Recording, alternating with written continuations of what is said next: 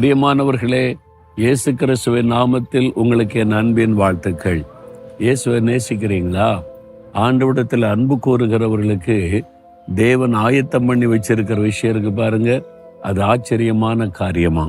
வசனம் சொல்லுது, வேத புஸ்தகத்துல 1 கொரிந்தியர் 2ஆம் அதிகாரம் 9ஆம் வசனம், தேவன் தம்மில் அன்பு கூறுகிறவர்களுக்கு ஆயத்தம் பண்ணினவைகளை கண் காணவும் இல்லை, காது கேட்கவும் இல்லை, அவைகள் மனுஷருடைய இருதயத்தில் தோன்றவும் இல்லை.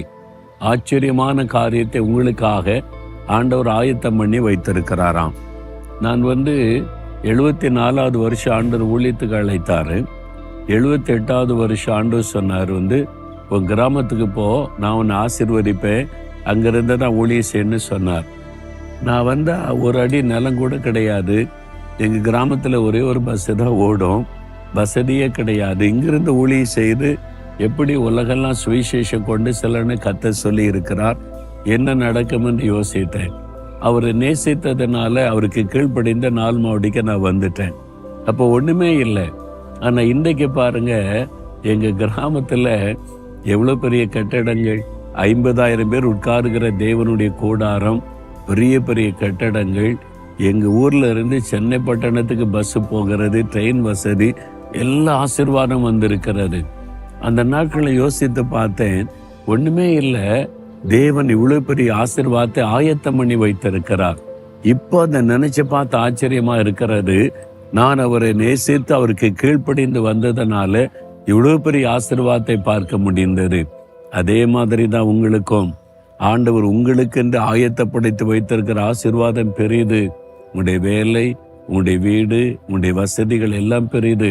அது மாத்திரம் இல்ல, மரணத்திற்கு பிறகு பரலோகத்துல அவர் உங்களுக்காக ஆயத்தப்படுத்தி வச்சிருக்கிறார் பாருங்க. பரலோகத்துல வீடு, அது ரொம்ப ஆசீர்வாதம், ஆச்சரியமானது. அது நம்மளால் உணர்ந்து கொள்ள முடியாத அளவுக்கு பிரம்மாண்டமா இருக்கும். அவரை நேசித்து அவரை பின்பற்றினா போதும், அவர் நமக்காக எல்லாவற்றையும் ஆயத்தப்படுத்தி வைத்து ஆசீர்வாதமாய் நடத்துவார். இன்னைக்கு இருக்கிறத பார்த்து சோர்ந்து போகாதங்க. வரப்போகிற நாட்கள்ல உங்களுக்காக தேவன் பெரிய காரியத்தை ஆயத்தப்படுத்தி வச்சிருக்கிறாரு. நீங்க அவரை நேசித்து அன்பு கூர்ந்து பின்பற்றினா போதும், அந்த ஆசீர்வாதத்தை எல்லாம் நீங்கள் காணும்படி கர்த்தர் செய்வார். விசுவாசிக்கிறீங்களா? ஆண்டவரே, நாம நேசிக்கிறேன், எனக்காக நீங்க ஆயத்தப்படுத்தி வைத்திருக்கிற பிரம்மாண்டமான ஆசீர்வாதங்களுக்காக ஸ்தோத்திரம் ஸ்தோத்திரம். அதை என் கண் காணவும் இல்லை, நான் இதுவரை உணரவும் இல்லை, ஆனால் நான் விசுவாசிக்கிறேன், அதை பெற்றுக்கொள்ளுவேன். இயேசுவின் நாமத்தில் ஆமேன், ஆமேன்.